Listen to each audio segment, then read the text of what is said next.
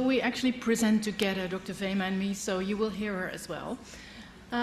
We are from the Netherlands, from Rotterdam, and we'll try to elaborate a little bit on the paroxysmal events that we see in GRIN disorders.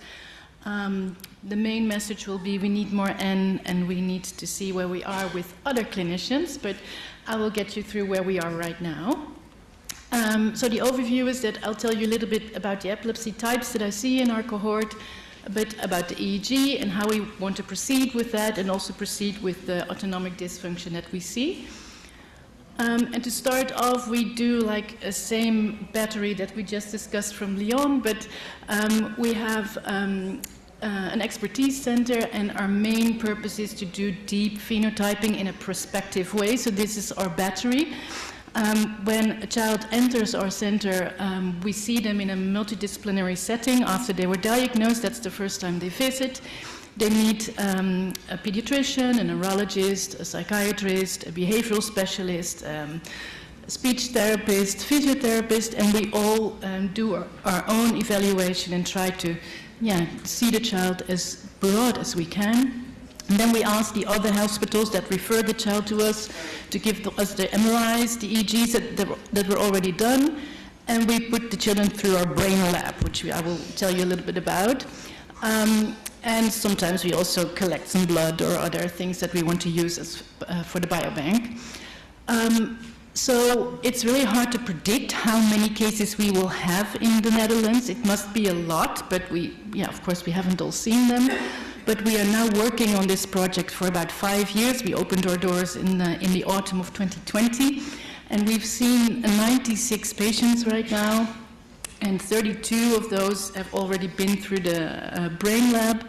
And what we try to do is that we see them at the time of diagnosis, and at set times in their development, from baby till 18, we see them again, and we do the whole battery again to get a good idea of natural history with all the ins and outs of the individual child. Being new to the field in 2020, visiting all these conferences, talking to parents, seeing patients, this is a bit of the scheme that we come up with right now, and which things and domains we evaluate. So on one hand, you see a bit more of my things, the neurological, the psychiatric things, and here you see on the right side the developmental disorder that we try to assess in all its domains. This is our scheme. This is what we enter the room with. This is how we enter the room when we see a new patient. There we are, the center of expertise. They've been to all the therapists, and then they come to us. And here you see on this picture in the corner, first the PhD student, who is of course brilliant, young, smart, has great ideas, is really willing to solve the puzzle. Then you see Dr. Veenma. Many of us know her, and she's always in control. She's our head of state. She knows what she's doing. And then in the corner, that's me, that's the neurologist. And I actually really don't know what I'm going to say to the parents, what I can do for their epilepsy. It's still a bit awkward, to be honest. So I do get prepared. I read the literature. I think, what can I expect of different variants? But again, the individual child doesn't always listen to literature. And it's really hard to already predict what is good for your child. So I think it's not a very easy job, to be honest. But then again, this is a bit of a list that I make with ChatGPT together, and every once in a while I upgrade it, and then I go into the room and think, well, am I still right, or do I need to learn new things? And of course, the biggest thing that we already saw in the last talk is that GRIN 2A has a lot of epilepsy, but also has the EASES type of epilepsy with a continuous spike and wave in sleep. So that's something, very direct that you can look for. The other things are a bit, it's more all over the place. So this is my problem. There is no true genotype epilepsy phenotype correlation, no true genotype EEG phenotype correlation, and the main thing is that we don't know what the EEG and the epilepsy is doing over life. It might even be that in the beginning they do things like gain of function, and they end up doing things like loss of function without any intervention from our side. And then, of course, we are very much in the beginning, and we also don't know what to expect from different types of therapies. So a bit about our cohort. This is the 96 children altogether, and you can see that we also have a large amount of GRIN 2B and GRIN 2A. And on the other side, on the right side, you see the variant counts per gene.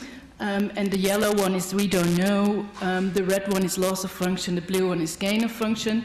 And to be honest, it's a lot better than when we started. When we started, we didn't know anything, and right now, slowly, we are getting a sense of who is truly lost, truly gain, and sometimes you just will never know.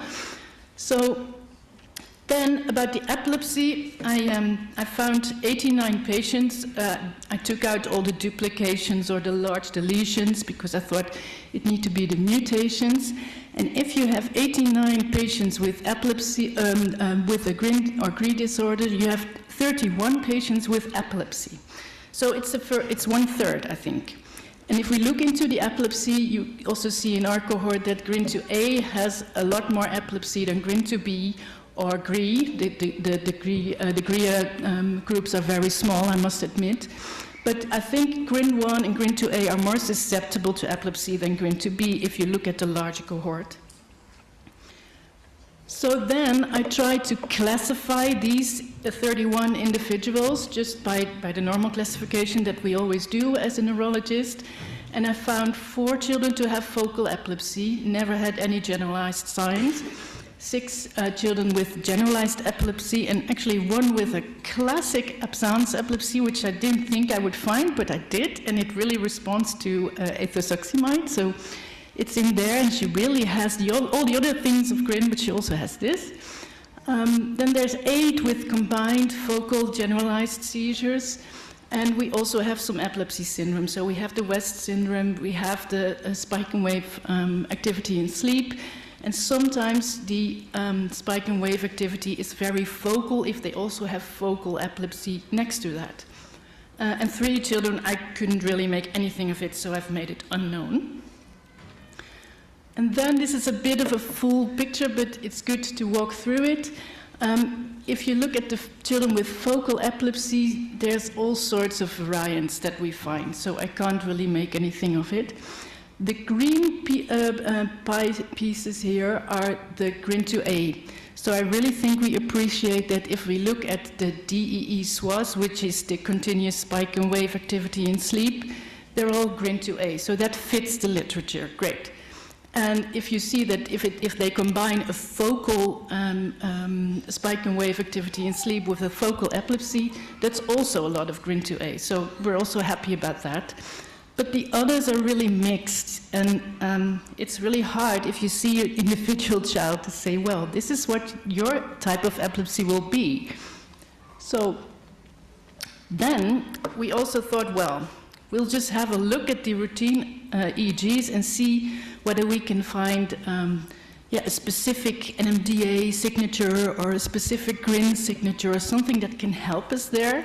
So we collected all the EEGs, and in total those were 51, and sometimes we had 2 or 3 EEGs of the same child, and sometimes we only had 1 EEG.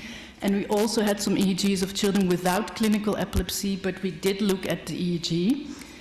So if you do that, just in a very clinical perspective, the EEG just goes along with the clinical condition. What we know of West, what we know of spike and wave activity, what we know of focal or generalized epilepsies, that's what you find in EEG. You don't find any specific things.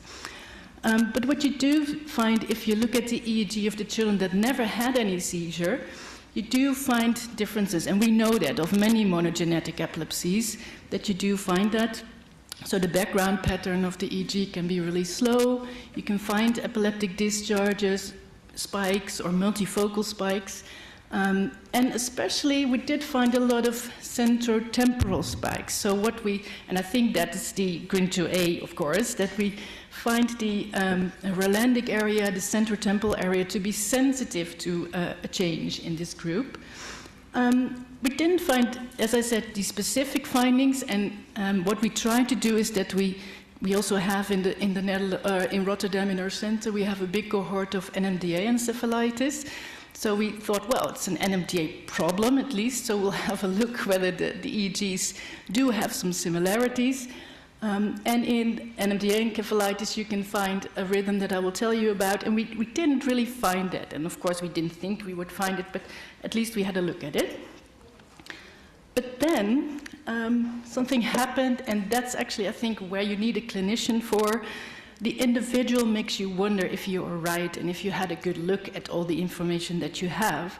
Because if you look at that, what I just said, these delta brushes that we find in NMDA encephalitis, that's a phenomenon that you see depicted there. It has slow waves, and on top of the slow wave, there's a very fast wave, and we call that delta brushes.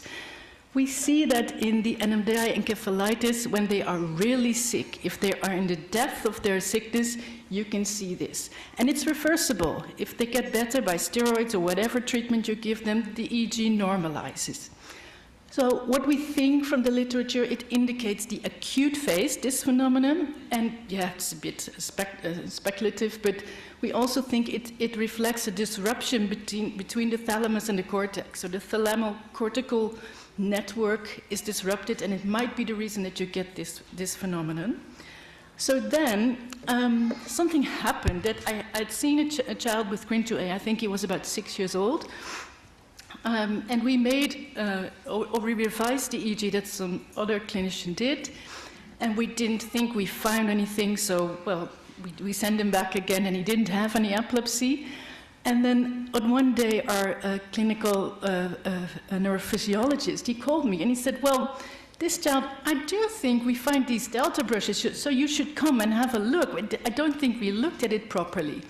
So I went there, and about 1 hour later, the local physician called me and said, well, I'm very sorry, but this child is developing his ESES, his CSVS, his continuous spike in wave pattern during the night. Do you think we should treat that, or what would be wise to do? And I was like, well, but you know, he also makes these delta brushes. So do you see that in your EEG? And she said, no, I don't see that. So we decided to start treating this child to see what we could win in development. And then after, I think, 2 months, he started to have his first generalized seizures. So what I do think is that this delta brush that we found might be the indicator that something in the network is destabilizing. And I'm not sure, but at least I wanted to share it with you, and maybe you've seen it as well. So this is what you might use a clinician for, and might use long-term follow-up to see if other children show you the same phenomenon. So that is what we're trying to do in Rotterdam. We're trying to, in a longitudinal setting, have EEGs at several points in development. We're using a 128-channel EEG, which is too hard for me, so they give me some nice abstraction and make it a 60-channel, so I can do something with that as well. And it's a very child-friendly setting, so it's a short EEG, and we do all sorts of, if we can do it, tasks and things that we stimulate them and see if the EEG reacts to it, but we can also have nice epochs of the normal background pattern of these children. So what can we do? We can do evoke potentials, quantitative EEG, we can do spectral analysis in the same way for every child with a GRIN disorder. And then this is our final goal, of course. This is actually the work of Robert van den Berg. He's the one in charge of the room where we measure all the difficult things in the brain lab. And he works together with the Technical University in Delft to do machine learning and deep learning on all these different things that we assess on these children. So this is our biggest hope, and we think the biggest goal for now, to assess as much as we can in a standardized way in set points in development, and then come to biomarkers. It could be different biomarkers for epilepsy and neurodevelopment, I don't know, but we should try and let the data speak, I think, but then we need to be strict in what data we put in. And we need N. I mean, you could do a proof of principle with this, but you need to re-evaluate in different populations if you find the same things. So this is what we ended up with as a solution, to be honest. But then we go back to, well, the outpatient clinic, and there we are. We still are there with all the things we see.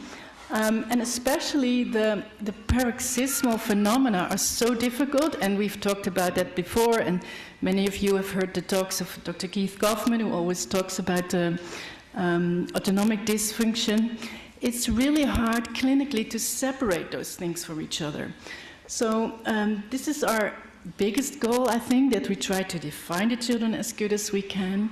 And Danielle is going to tell you a little bit how we're going to try to make a difference between two big groups, right? Okay.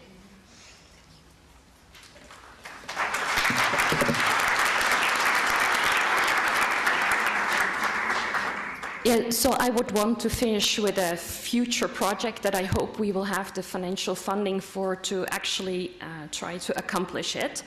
So we started collaborating with, I think, the most important group here, the parents, the Parent Foundation, and we started setting up a consortium, and we called it WIRED. So it's a unique collaboration between the industry partners. So we have two companies, Hexaskin and M-Braintrain. Then there's a group of clinicians from different centers in Europe.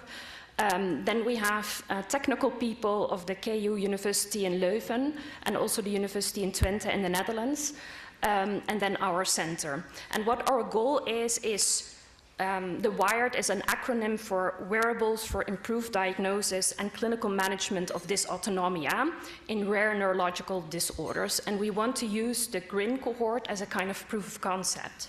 So we recently submitted this project for funding at the European Horizon, and I would like to share with you why I think it might matter to the scientists, but also the clinicians and the patients here. So when we as physicians look at the children with GRIN, I think, and also with other rare neurodevelopmental disorders, we focus mostly on the central nervous system. So we focus on diagnosing and treating seizures, on the hypotonia, but I think we're sometimes forgetting that there's also this other system, which is called the peripheral nervous system, and the autonomic nervous system is a part of that. So, and I think we're maybe sometimes overlooking these other major problems that Dr. Keith Kaufman already in earlier GRIN conferences is talking about. And we know also that many of these brain proteins are also expressed in this peripheral nervous system. When you look at the autonomic nervous system, I kind of can compare it to the automatic pilot. It's regulating these things that we don't think about: breathing, your heart rate, temperature control, the motility of your intestines and your bladder. So this left picture shows a schematic overview of the autonomic nervous system, and it is divided between two branches that should be in a balance. So on the left side you have the rest and digest side, and we call that the parasympathetic branch, and on the right you have the fight and flight branch, the sympathetic branch. And the autonomic nervous system is really evolutionarily conserved. It's a very old part and system of our brains, and it is made so we can easily adapt to changes in our environment. You know, when there's risk and you have to flight, you don't need to, you have to act quickly, and this is where this system is developed for. But if that balance goes wrong, so if it triggers when it shouldn't trigger, or if it overreacts, you get autonomic dysfunction. And another term for this is dysautonomia. And I think when we were looking in these last few years and hearing about different patients and families, I think I want to advocate kind of to try to avoid terms like neurostorms and things. I think we should try to get the terminology straight, and so we can talk about the same things. So the things that we assume that maybe some of the GRIN patients experience is this parasympathetic, sympathetic, paroxysmal sympathetic hyperactivity. So the sympathetic system goes way out of, it overacts. And what you see, what Dr. Keith Kaufman talked about earlier, you know, that the body reaches, the heart rate goes up, the pupils, they have flushing. And our idea is, because it's so difficult to describe, can we measure it? So that's our goal. What is important when you look at dysautonomia, it's important to realize that when we talk about these storms, it's really the severe end of the spectrum that we're looking at. And there is some literature now showing that probably dysautonomia in its whole range is probably way more prevalent in all neurodevelopmental disorders that we are aware of. So they did some interviews and questionnaires in children with DEE, so genetic neurodevelopmental disorders with epilepsy, and almost 80% of parents at least reported one dysautonomia symptom in the last month. And when you look at the severe ones, 20% think that their children experience these more severe dysautonomia symptoms. So I think it's important that we have to figure it out and try to go and measure it. But the problem is, like seizures, these events are unpredictable. They can occur very fast. They usually don't occur when they come to us in the hospital, so it's hard how to do that. The other thing is, even for experienced physicians, it's hard to recognize, right? So we, at this moment, don't have really good tests that are really suitable for the GRIN patients to try to measure this autonomic system. And if you don't measure it, it's also hard to manage, and we should distinguish it from seizures and other types. So there's quite some things we have to solve. And that's what we're trying to do with our consortium.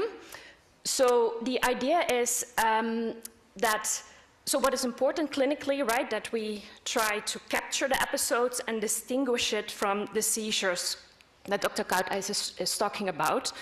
And so we are starting a collaboration with this company, which is called Hexaskin. And they build on experience, so there's a lot of technological advancement in the last 5 to 10 years, in the sense that they have now sensors that you can actually wave into garments, so into your clothing. So this company has made t-shirts which are first developed for actually astronauts, but they can measure a lot of things, a lot of vital signs, like heart rate variability, breathing rate variability. They have activity sensors in it. And the idea is, to use this shirt, to try to develop it, to make it suitable that all GRIN children can wear it. So this company is also willing to display sensors if there's a PEC tube or something, and to see whether the children find it comfortable enough to wear. And then we just want them to wear it for a couple of months, even in a row, and see whether we can capture these episodes. So that's the idea. There is already some preliminary evidence that this might be a good approach, because the shirt is also being used in a Rett cohort. So for those of you in the group that are not clinicians, so there's another neurodevelopmental disorders, and we know Rett syndrome kids as having these really severe dysautonomia with also breathing changes. And they have showed already that it works, and it's even now as one of the outcome measures in one of their gene therapy trials. I think what is important, how I envision this, is that probably the dysautonomia in GRIN can be different from the ones in GRAD. So we need to probably prove for the different disorders whether it really works. So the thing that we want to do is what I said. So we want a cohort, start with a cohort first in the most severe children with probable dysautonomia and severe dysautonomia, then adapt the shirt and then go to a bigger cohort. But then we don't want to stop there. The idea is, with the technical people, is to develop AI models to start predicting these episodes before they really deteriorate. So yeah, our goal is to end up with kind of a tool which you can give at home, a t-shirt and then a device, and then, you know, you can come back to the clinician and read out like what you would do with a home EEG. So that's the idea. And because dysautonomia can be also going together with other paroxysmal events like seizures, it's going to be very important that we divide them. So in the first part of the pilot, we probably need EEG data, and we're also going to have videos to make sure that we get as much data to really clinically phenotype the children properly, because we have to train the model. When we continue, I hope to reach out to this community because we would need like lots of GRIN patients, at least I think 200 or something, and then to participate in this project. Yeah, I want to end off with this. So this kind of work is not what you can do by your own institution. It's really important that we come and that we remove barriers between fields. And these are all the people that are involved. I want to thank you.